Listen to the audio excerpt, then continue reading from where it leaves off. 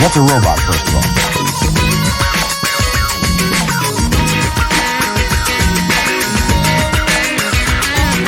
What's a robot, first of all?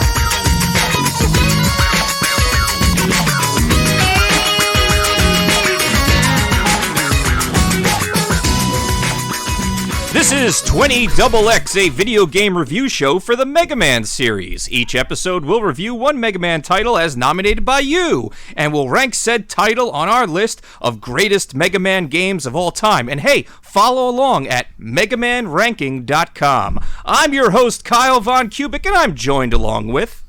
Keith the Robo-Duke. And who else is on the line? Oh, me, John. I didn't see Keith's name had been moved up in the sheet.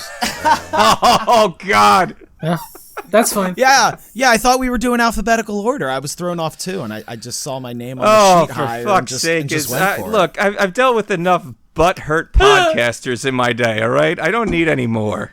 So, look, I'm just saying... John, you'll notice that your name is listed first on Saturday Morning Crunch. Well, because you were the original co-host with me, whereas Keith was the original co-host for 20XX. I'm trying to be fair. I'm not... Look at Cole. I'm not saying it's anything... It's not Keith's fault, okay? That you're a slut. Is this what a polyamorous relationship is like? Is this what it's like? Oh my God. I'm leaving the show.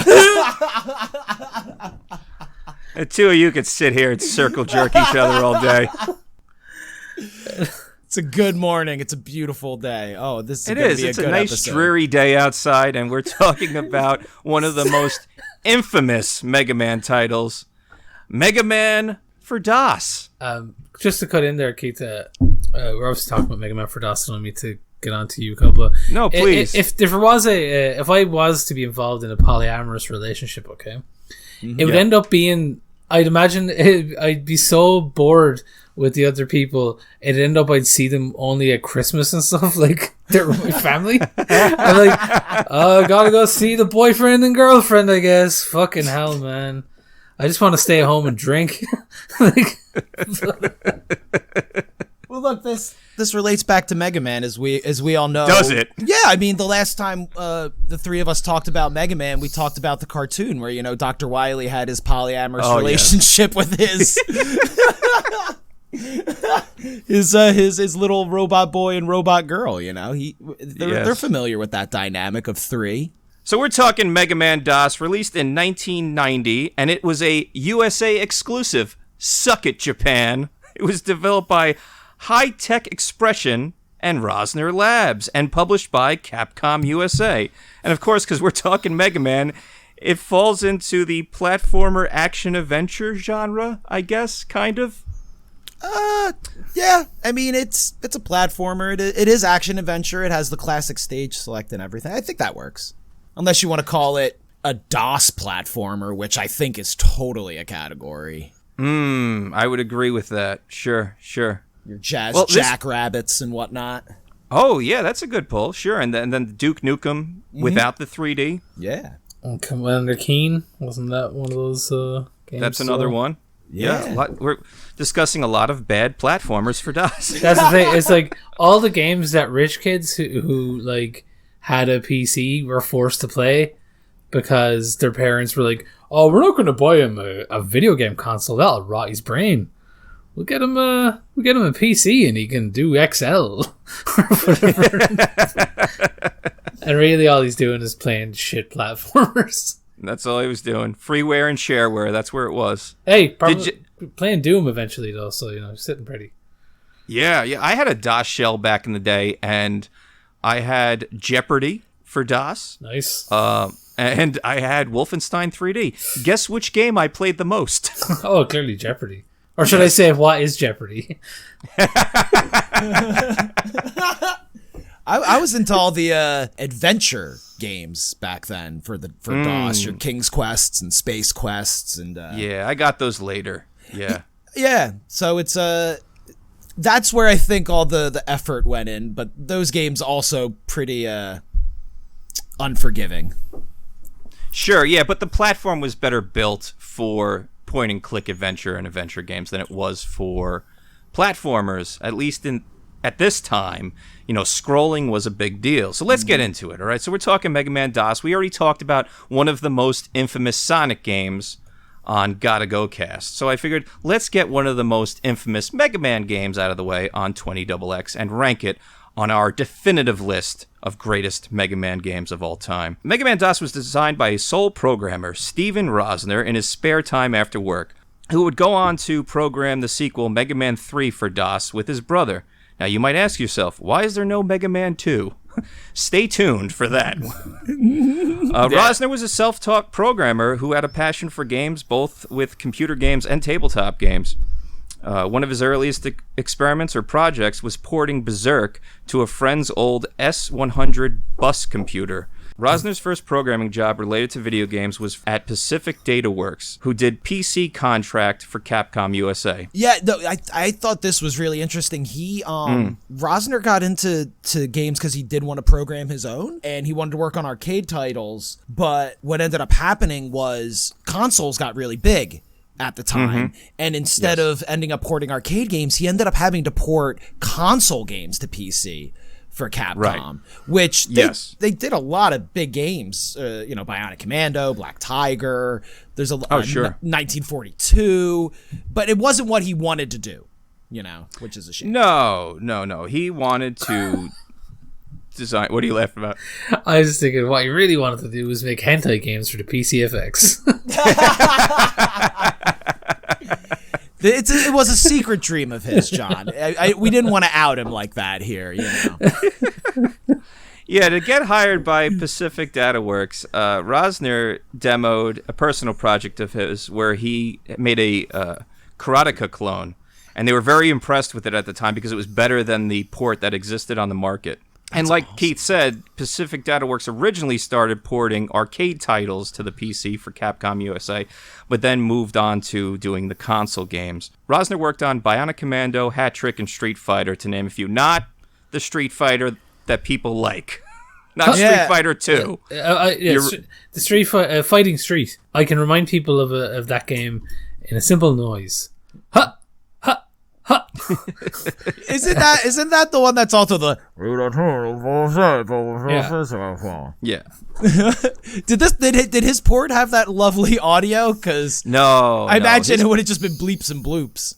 His port lacked Sagat at the end, and I don't want to describe them as chibi characters, but they were smaller, squattier characters.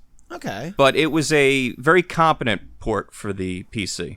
Nice. I'd love to see a remake, actually, of like the first Street Fighter. I gotta believe that's been done. No, like ROM hacking or something. I just mean I'd like to see Capcom do it. Actually. I see. Go back and sort out the history of the game. I definitely think there's. I mean, they've re-released every other fucking game and remastered and done everything. Street Fighter 2 through 5 has had multiple versions. Why not just do a remaster on the first one? Well, forgive my ignorance because I am shit at most fighting games, but didn't they bring in some of the characters from the original into later rosters? Well, Street Fighter Alpha, like those games, are set before Street Fighter 1. So, I see. So some of the characters would be in there, but... Yeah, like Birdie, who is in the port of that Street Fighter on DOS. Birdie is one who's in Alpha and Alpha 2. Because since they are the prequels, so they do take some of the characters from the original, including Gen. I think is the other one. Cool. Is a character who's in the first Street Fighter, and he comes around in Alpha. I downloaded the ROM years ago for Street Fighter 0, and then once I got out of prison and I got home to play it, I remember going, shit, it's just Street Fighter Alpha. It's just that's what they call it in Japan. But that's a bummer, huh? Yeah. I already have this on my PlayStation 1. Oh, I do own it on PlayStation 1. I have a couple of those games on there. Yeah. And I have it on...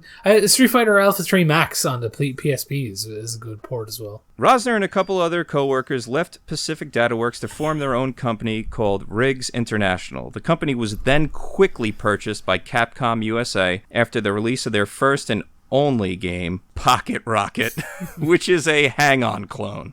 I guess they were very impressed with that. So Rosner joined Capcom USA with the promise that the company would be producing PC games internally, and this excited him. But unfortunately, that never transpired. Instead, Rosner was saddled with pretty much doing quality control. He would be reviewing games from outside contractors, which really bummed him out because the man loved to program.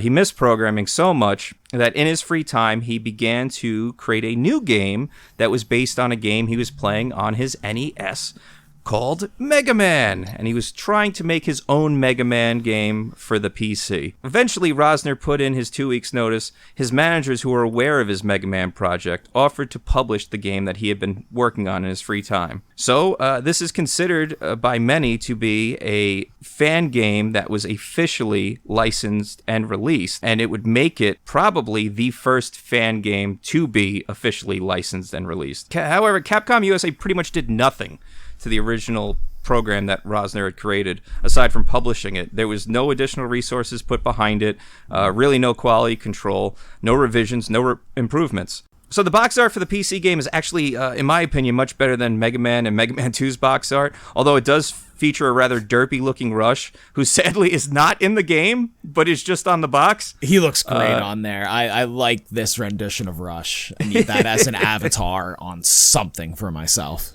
Yeah, the box is a cut and paste job using the Mega Man 3's box art. With this being a official game in the series, it reminds me a little bit of go listen to Gotta Go Cast. Sonic Colors, is it? Was that the one that, or was it Sonic Forces, where a bunch of fans made a Sonic game and Sega were like, "Ooh, you're doing this better than us. Do you want to come make the next Sonic game?" And it feels a little like that, except with not them being like, "Here's the money, time, you know, and equipment and people to make a good game." They just went, "Oh, you made a Mega Man game? Give us." You know, and just put it out. Although like it feels important similar to me. Note for 1990 NPC games, like we talked about earlier with your Duke Nukem, Chips Challenge, these games weren't on the same level as what you were experiencing on the home console. And particularly with Capcom USA, it wasn't like they saw Rosner's work and they were like, "Hey, he made a really great Mega Man game. We should publish this." It was, well, we have a PC division, just throw it out there. You know, it's a little different where it wasn't like a mark of quality. It was a, let's cash in on this because it's already done. Whatever options are there in the market, ultimately, as well. You're like, if you're a PC gamer back then, it's a limited pool to draw from, especially in the most popular genre of the day in platformers. So, I mean, they were probably just thinking, let's just trim the marks, you know, and get as much money as we can as a quick cash grab. Yeah, but it doesn't feel it feels a little worse than some of the other platformers, but like, because of the times, it fits right in though. Like, I see no reason for Capcom to not just be like, yeah, just put it out. It works. Sure. Right. And we'll dig into it a little deeper. But what I will say is, if you clicked on this because you saw Mega Man DOS and you were hoping for a James Rolfe Mad Lib about this game, you're not going to get that from me, at least. Because I'm not going to bag on a guy who, one, is a very talented programmer. Just because you're a talented programmer doesn't mean you're a great pixel artist. Doesn't mean you're a great game designer. This was a fan project. This was a garage project that got released out into the public. And hey, for those who are going to criticize Rosner's work, how many of your projects got released to the public? I'd also say to all you Vaporwave people out there, hey, the CGA version of this, mwah! It's Vaporwave. You're stealing my notes, fuck. Keith. My notes. Oh, I'm sorry. I didn't know we got to that. I'm just trying to. It's true though. If you see this in its CGA form and you like the Vaporwave aesthetic, let me tell you something, brother. That's the real Vaporwave aesthetic there. There are things to like about this game. It's worth being paid attention to for what it is.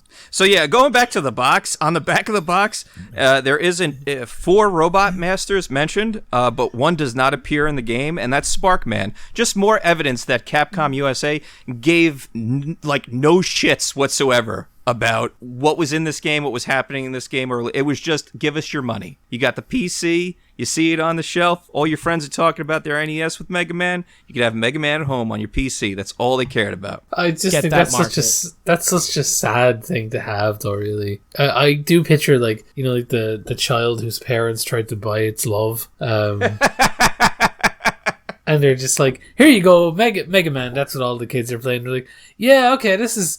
The Mega Man he's playing is like a facsimile, a lesser version of Mega Man, just like a lesser version of a parent's love he gets from his parents. Yeah, Man, I'm just glad my parents at least bought me the Nintendo and Contra to get my love. At least, I mean. I at least felt it a little bit, But, they didn't give me this, and I didn't get any of those bad, Bible games too, thankfully. Which this has that aesthetic of, It all has that children's drawing aesthetic, I like to call it.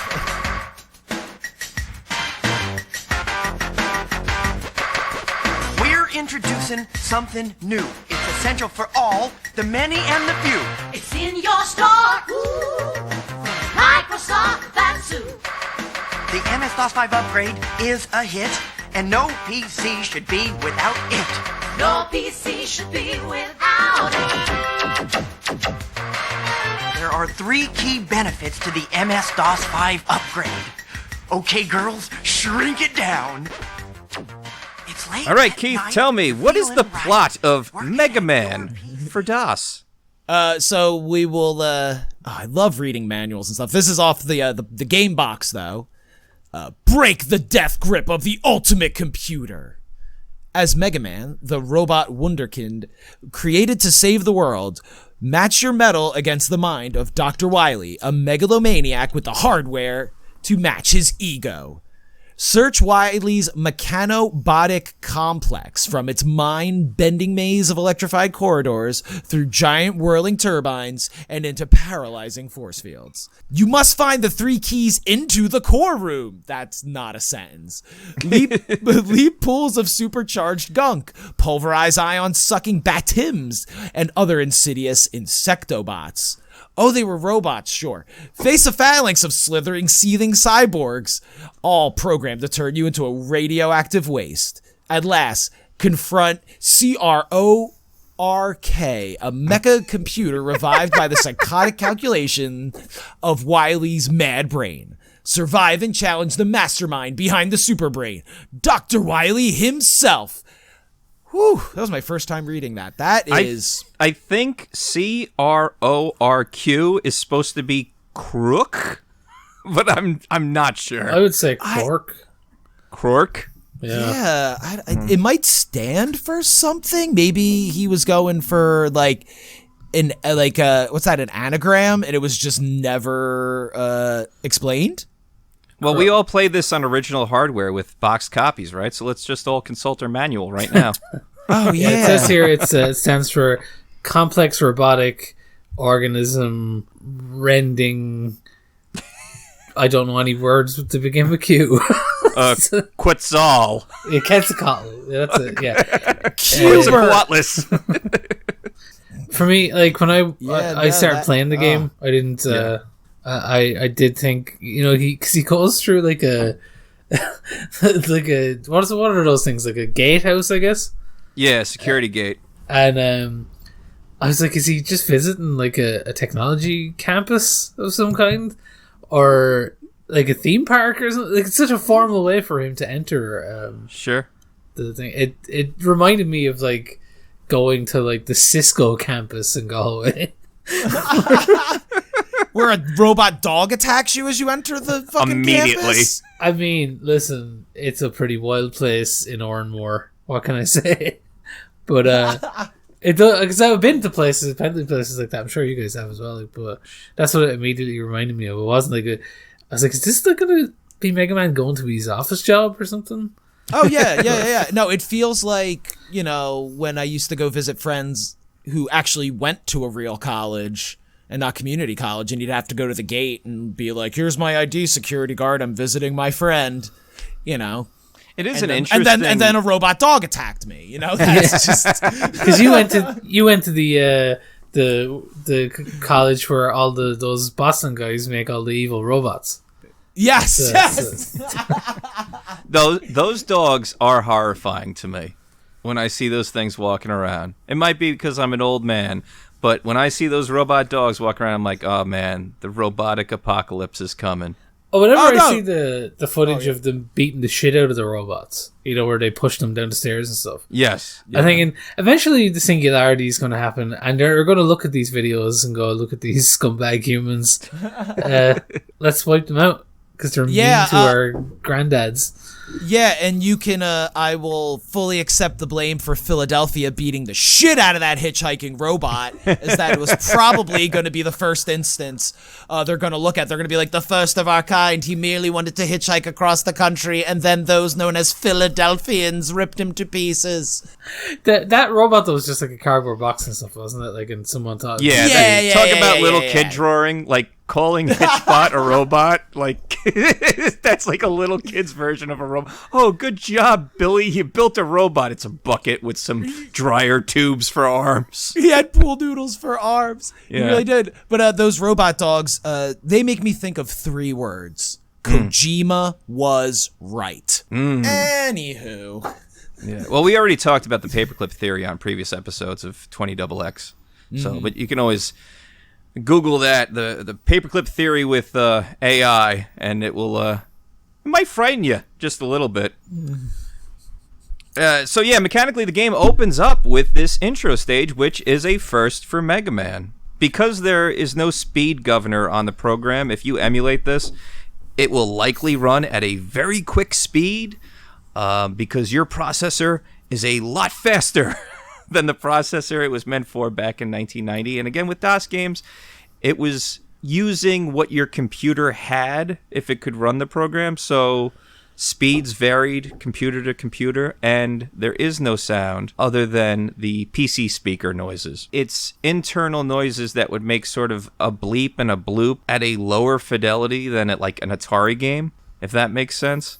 This is the first Mega Man game that allowed players to pass through platforms either by jumping up or holding down. That was a feature in other platformers, but I don't think that's ever been a feature in another Mega Man since. You could do it in Mega Man Zero, which you could see me. I played that over on Twitch, and that's the only other one. Like, and that used to be ever. I mean, Contra, you could do that. You Right, know, that's a one of the great greatest example. platformer shooters of all time. You could jump up and down through platforms, but I mean, Mega Man can't even crouch. You know, and the goddamn Contra guys could go in prone way before Call of Duty.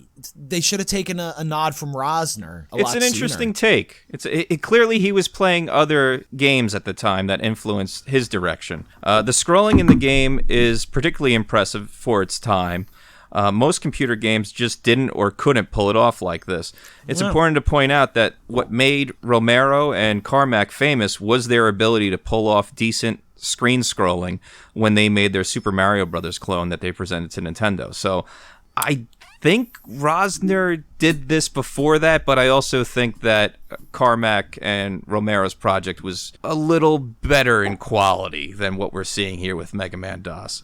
There is it looks good in that though. The Yeah. scrolling in this looks good. It's why, I mean, this goes back to why I played adventure games. Those were single screen games, Yeah. which PCs at the time were great for. You could paint a really nice picture and have a character move around that one screen. It's why a lot of the Mario clones never worked on other platforms, because they couldn't do scrolling, and you would get this chunky screen-to-screen Mario game. I mean, looking at this for 1990, it's really damn good for scrolling. It's pretty legit. Yeah, for it's the not time. bad. Especially when you're like, one guy did this and pulled off scrolling. Like, I'm impressed as someone who mostly played adventure games, because that just worked better. Sure. There is an overall theme for the game as well, where all the Robot Masters seem to be connected to electricity, which goes back to the whole idea of this some sort of campus that you're infiltrating. It's again an interesting take. It's an auteur video game. And a lot, because honestly, I mean, he was doing things that were completely different than the game that inspired it, for better or worse. let's go over some of these Robot Masters. There's only 3 in the entire game, although I thought there were 4. Well, the box lied. I don't know what to tell you. There's no rush either. Get over it. No. Capcom already got your money. There are only 3 Robot Masters, but Keith, I'm happy to report there's still a gauntlet in this game. You get to fight these 3 all over again. How far did everyone get? Did any of you beat a Robot Master? I barely got in the front door of the building. I got a nice video from Keith too, where he's just gets past the gate and the dog like is just chasing him, and he gets to the front door and he goes, "Yeah, I'm not streaming this shit," and that was the end of the video. Yeah, I wanted to stream it, and then I tried the beginning of it before, like, knowing that. Use DOSBox if you do want to check out this game. Use DOSBox, and also get a key binder to bind your controller or whatever to it, because you have to turn down the clock speed. I was playing it at first at whatever my computer was at. Yeah. And the instant that dog appears, you're dead. Sure. Because it just jumps at you faster than you can react. But I sent you the video of the one time I just ran and actually made it past him. Yeah. And it was just like, no. And even after you turn down the clock speed, he could still just decimate you. Oh, yeah.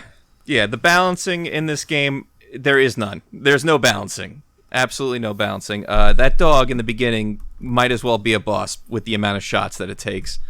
But speaking of the bosses, there's Dynaman, Sonic Man, and Volt Man, as well as CRORQ, which is Mickey Rourke. Yeah, which is a giant wily mecha suit, which I watched in the videotape review, and I think that's a pretty interesting design and a good take on. It's better than the wily machine we've seen in 11 goddamn Mega Man games. It looks like an older, like, you know, when you see like an old VCR, like on legs. So I'll give you the boss order since there's only 3. We used to do this, but we stopped doing it because of the length of the shows. But there are only 3 bosses. You're not gonna do this. Let's be honest. You go after Dynaman first. You get his nuclear detonator, which, I mean, game over at that point, right? Yeah. So what else do you need? Then after you get that, you use that against Sonic Man, and you get the Sonic Wave, and then use the Sonic Wave to go after Volt Man, and you get the Force Field, and then you go through a gauntlet where you fight them again, and then you fight Wily in his giant mecha suit. Yeah, none of us did that. No, I watched on an All Games Done Quick of this game, which took them 10 minutes and 17 seconds. Wow. And the force field is actually pretty useful because there are enemies in this game that you always shoot over. They are so small, you can't duck. But if you use the force field, you can run through them and the force field hits them. Yeah. So, like, he had things in mind, obviously. I don't imagine he was playing this game and going, haha, you can't shoot these guys, I'm a prick. You know, he was saying, like, no, if you get this item, though, you'll be able to get through this a little bit easier. He understood what Mega Man was about.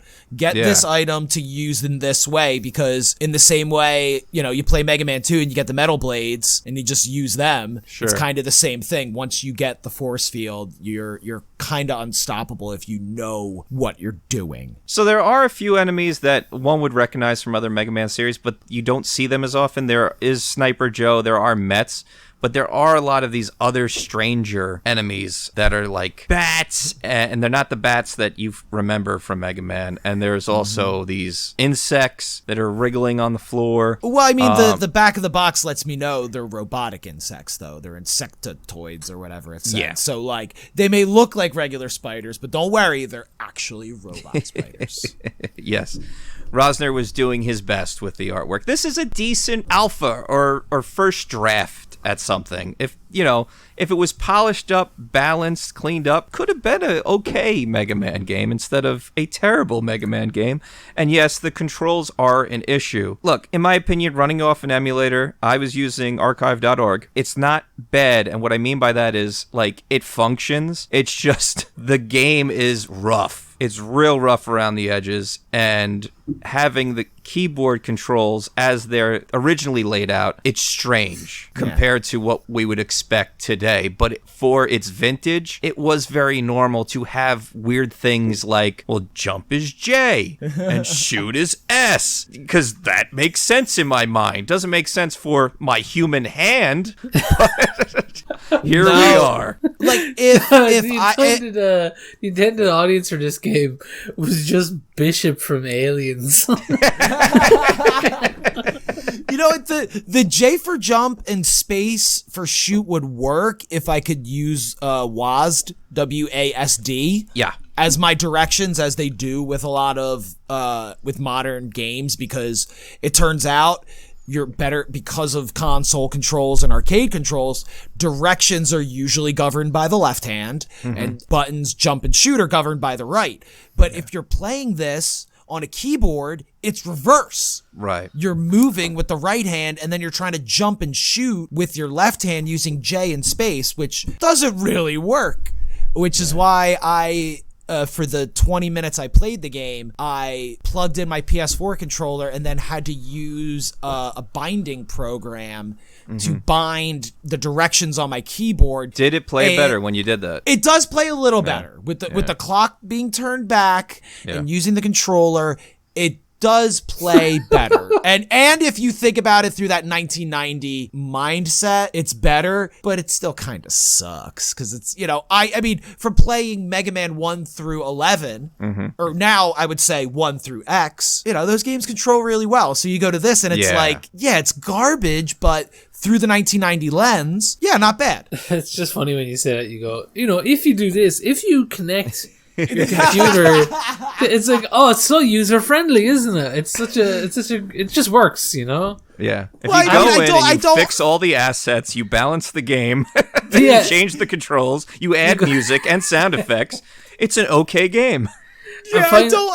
Most importantly, if you offer up some of your blood to Nuada, the King of the Sun, on the first day of May, he might bless you with a better experience. But We are Find all a couple, kidnap them, poison them with psychedelics, wrap one in a bear skin, set them on fire as a Wait, sorry.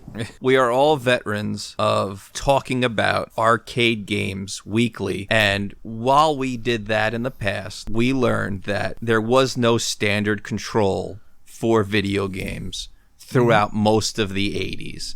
Once we got into the 90s, then it was joystick and 4 buttons or 3 buttons, joystick and 2 buttons, whatever it was. But when we're talking early to mid 80s, maybe there was a joystick, maybe there was 12 buttons on, maybe there was a spinner knob or a roller ball. Like, the experimentation with controls got us to, Gunpei Yokoi's D-pad and 2 buttons, which became the standard for the NES controller is still kind of the standard for today's controllers as well. I think for 1990, PC games weren't there yet with a standardized WASD control or keyboard control. Joysticks, maybe people had them, didn't. And I remember well into the 90s too, with like different types of flight sticks and joypads and things like, this one works with this game but not that game, or this one has a serial port and this one is a different serial port, and this one doesn't plug in, and this one's IBM compatible and this one's Macintosh compatible.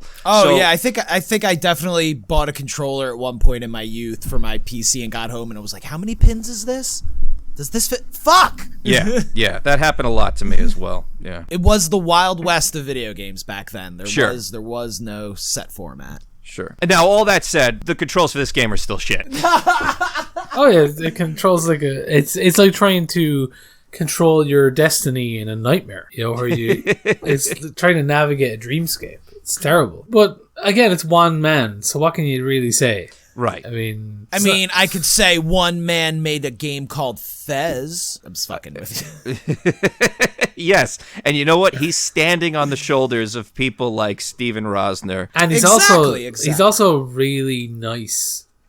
Oh well. Oh yeah, oh god, what a nice guy. That guy, I can't even remember his name because him as a person made such an impact on me, not the game he created. In saying that though, Phil Fish is his name. I do kind of feel bad for Phil Fish. He was put on a pedestal because of that game, but he was just, I mean, the video game industry at the time was trying to make like indie rock stars out of these developers. Yes. But he was just a cretinous video game developer, you know? Like he should have been back home just working on the next game. Instead he was out doing interviews where he was being a bit of a dickhead. Yeah, I mean, imagine if Steven Rosner got that treatment back in the day. If it was like, we got the new Mega Man guy. He made his own Mega Man. He did it all by himself. And then you got this. I think if they sent this game to Capcom of Japan, they would have closed Capcom USA within an hour. They'd be like, "What are you guys doing? What? Oh my God. How are you spending our money?" No. Oh my god, has anyone asked Inafune about this game? That's a good question. I did not see anything in my research other than Capcom pretends it doesn't exist. Oh my god, he was at a MagFest. I wish I knew more about this at the time so I could go up to him and, oh my god, get him to sign a copy. Yes! Thank you, Kyle. Yes! Be like, would you sign this for me? And he's looking like, oh my god, would he just kill you right then and there? That would be a great charity auction for us to do if we could make that happen. Get Inafune a Mega Man DOS signed by... Yeah. So yeah, Mega Man, not surprisingly, does not change colors when he uses the Robot Master's weapons. And why would you want to? He's sweet blue vaporwave color. Depending, if you're CGA, yes. If you're VGA, he looks his typical blue. Although we should talk about how he looks, because he does look like a child's drawing. I feel like all games looked like that, though. Like, all of them. What were the ones we were... Commander Keen looks like a kid's drawing. Like, they all look like kids' drawing. And that's just the limitations of the hardware. Well, it's also the limitations of the few people who were making the game. They weren't necessarily artists. Well, video games aren't art, like, so that's been settled a long time ago. How do I hang John up? Another notable thing about the art, despite it being by one man and looking very much of its vintage, some of these assets would later be used in another platformer known as Duke Nukem. Not the 3D one. Not the one where he's, giving money to strippers or making pee-pee and poo-poo jokes. You mean the good one? Yeah, the good one. Yeah, the good one that cribs all those great lines from action movies and none of it is original. I think it's a word I've been using a lot for this show, admirable. You mentioned you do see Met and Joe, but they're really only in the final levels. They show up. So it's kind of disappointing that you don't see them sooner. I mean, the robot dog in the security gate stage does look, kind of like other robot canines in the other Mega Man games. But... Yeah, that dog looked like something... Obviously a DOS version of it, but it looked like something you would see later in the X series. For me, as I kind of watched it, watched because I didn't play the game, watched it through the lens of thinking about like just the varying ports that would appear on Commodore 64, the Amstrad, the Spectrum, like all these different computers back in the day where, say, a publisher like Ocean would get a game, and they'd be like, all right, we got the rights to Mega Man, let's get 7 developers to work on it so we can get them all out at the same time. And, you get different results. And that's what this felt like to me. I think if you are, say, 22 and you weren't really alive or conscious in the 90s, and you look at this and say, what were they thinking? But really, I think if you do think about the computer culture at the time, it kind of fit, Yes. If I was a kid in 1990, I would look at the back of this box at the graphics or video footage and be like, yeah, I'd play that. That looks cool.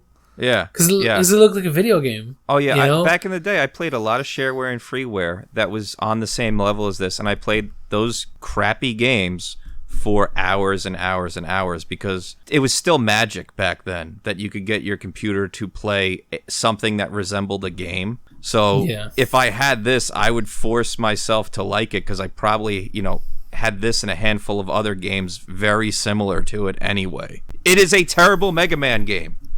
but it is on par with what was out at the time. Oh yeah, I mean, unless of course you were playing King's Quest for the Perils of Rosella, which is still. This man loves his adventure games. I do. I mean, hey man, Shadowgate. I mean, when are we talking about that? I don't know where that falls into Mega Man's canon. I always I'll wanted to figure play out. those games. I never knew anybody with a PC, like when those games were popular. Yeah. Yeah, I had friends with those. Like, I have vivid memories of playing King's Quest 4 at a friend's house in grade school. I didn't really get into adventure games until like 93, 94. Yeah. And I would go back to those old games, via very legal ways online.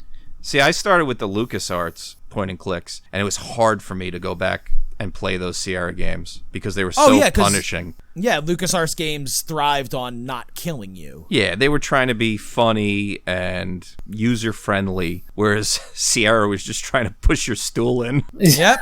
One of the best games that just flooded back to me there. So when people started getting PCs, I want to say that I knew, like in the late 90s, people started getting PCs in their house. And I remember this guy I knew had a golf game that you controlled the swing by pulling the mouse back and forth, like you're swinging it that way. Mm-hmm. I remember thinking, God damn, this is the best controlling game I've ever played. And but I do remember like coveting games like this because I didn't have a console, or I didn't have a PC. I had console games and stuff. Just because it's the grass is always greener on the other side. I don't know, if I was in a charity shop and there was a copy of this on the wall for 50 cents, I'd buy it. Yeah, because we got to get Inafune to sign it. Yes. Yeah, I'm going to look for a copy of this now. I feel like I need this for... I do have a very small Mega Man set up on a shelf with my copy of Mega Man 2 for the Tiger LCD system. LCD? Is that right? Yeah, that's right. Yeah, I do have Tiger Mega Man 2, and I think Mega Man DOS is a perfect thing to put next to that on a shelf. Yeah. Those Tiger games, man. Oh, we'll be reviewing those. Don't you worry. Oh, what? Yeah. Yeah, I'm pretty sure Kyle sent me this Tiger Mega Man 2 to be like, yeah, you're reviewing that someday. Yeah. John, yours is on the way, buddy. Oh, shit! Stay tuned. We'll be right back after these messages. The Hot Blooded Challenger Club podcasts are a proud affiliate of Animation Legends. Head on over to animationlegends.com and scope the large assortment of animation cells they're offering. Own a piece of animation history. For just $25, you can get 5 different cells from some of your favorite animated shows. Shows like He-Man, G.I. Joe, Vampire Hunter D, Captain N, The Adventures of Sonic the Hedgehog, Star Wars Ewoks, and many other. And you can pay even less with our special promo code RINGS at checkout. That's RINGS. Go to animationlegends.com or click the link in this show's description and tell them that the Hot Blooded Challenger Club sent you with our promo code RINGS. Oh, hey there, listener. I didn't see it come in. Well, since you're here, let me personally thank you for listening to this program. If you'd like to show your support a little bit further, check out the Hot Blooded Challenger Club. That's hotbloodedchallenger.club. You can become a member for as little as $1 a month. And with that $1, you get early access to premium episodes of this very podcast. What's a premium episode? Additional content that's cut just for club members. You could be listening to that instead of this advertisement right now. And hey, don't have the buck, but want to support the show? Leave us a 5-star review on your podcast catcher of choice. Honestly, it goes so far to help our algorithm, so one day you could hear me advertising for comfortable underoos, or a really good mattress, or yet another subscription box. But regardless, thank you so much for listening. Now, let's get back to the show. Mega Man. I'm surprised. Yeah, I would bring Top Man to Pound Town. Anyway, we're back. Top Man. So we're a bottom. So what you're saying is you'd be his bottom man. No, I said I would bring Top Man to Pound Town. He's my bottom. Oh, he's ironically named. Got it. Yes. Hey, yeah, you missed it. If you're not a member of the Hot Blooded Challenger Club, you can listen to exclusive content that happens while the free feed people are listening to commercials. Go on over to hotbloodedchallenger.club, sign up and become a member for as little as $1 a month. And if you kick in a couple more bucks, there's a whole lot other stuff that you can take part in. Zines, shirts, posters. Check it out, hotbloodedchallenger.club. All right, Our let's Discord. Oh, yeah. Be sure to check out our Discord, which is in the show notes. That's a wild place that we have a lot of fun. Oh, yeah. We kind of opened that up. It was like a members-only thing, but Yeah. if you catch it on the feed at all, you'll be able to find a link to join up. Yep. And we also just started a subreddit. If you're into that scene, it's basically just going to be notifications when new episodes drop, as well as our fun little video promos for each episode. So you can check that out. r/Hotblooded Challenger. Let's wrap up on Mega Man DOS. Considering what the game is, how it was made, why it was made, and PC gaming at the time, I feel bad bagging on it. I appreciate Rosner's passion. I appreciate the passion of any programmer or designer who really loves what they're doing. Imagine what this game could have been if Capcom gave a plate of piss about it. Is it the worst Mega Man game we've played? Yes, by far.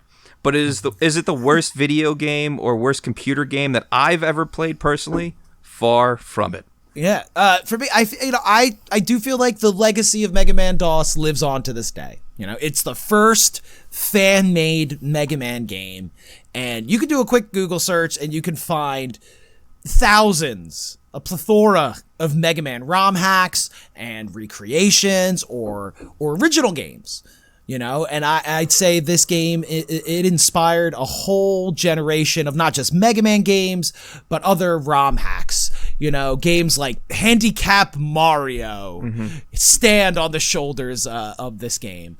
And I do hope someday someone goes back, cleans up, and remakes this game because, yeah, it's the worst Mega Man game ever. I wouldn't even say remake it. Finish it. You know? Well, yeah. Take the bones Let him put Sparkman in there and put Rush in there. Yeah, the game needs music, so put Rush in there. Yeah! Just Tom Sawyer on loop. Look, the game, it fails on a fundamental level. It's not playable, as far as I'm concerned. But it has charm. I will remember it more than I will remember some of the later NES entries of Mega Man, because it's more distinctive. I don't know, it feels like what it is, like a homebrew project.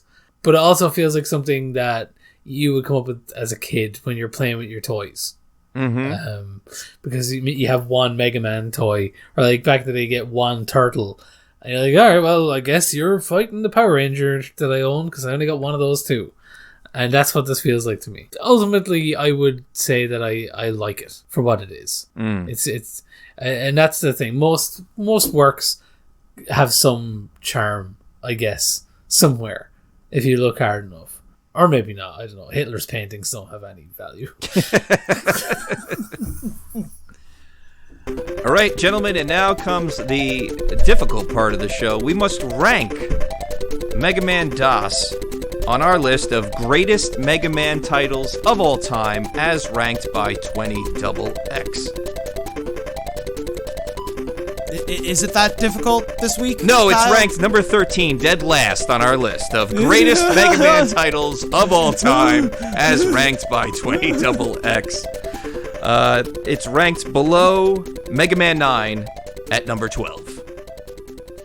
Yeah, and Mega Man 3 still at the top after our little revision at the end of Season 1 of 20XX. So, who knows, maybe Mega Man DOS will climb the ranks by the end of this season if we play something worse. We have at least one more Mega Man DOS game to get through that I know about, so we'll see if it ranks higher or lower than this one.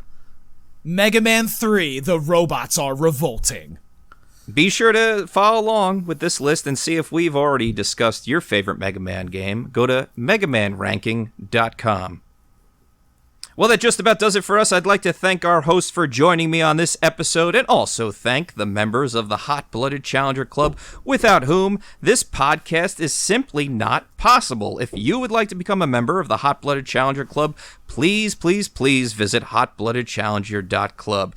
You can nominate a Mega Man game for us to discuss by leaving us a 5-star review on Apple Podcast or Stitcher, I think, because depending on how you get to Stitcher, you can rank it or not. If it's classic mode, you can. The new version, you can't, so that might go away soon, just to give you all a heads up. But yeah, give us a ranking with your nomination, and you can fast-track that nomination by, becoming a member of the Hot Blooded Challenger Club for as little as $1 a month. Until next time. Sorry. I wanted you to say, because we didn't say it, who nominated this game? Oh, you're talking to him right now. Oh, you did? This was your fault? Yeah, because after I suffered through Sonic 06, I was like, let's just get the bad Mega Man game out of the way already. But we do have a nomination coming up next, and I'm very excited about it, but you'll have to wait to hear what that is. Until next time, Get equipped.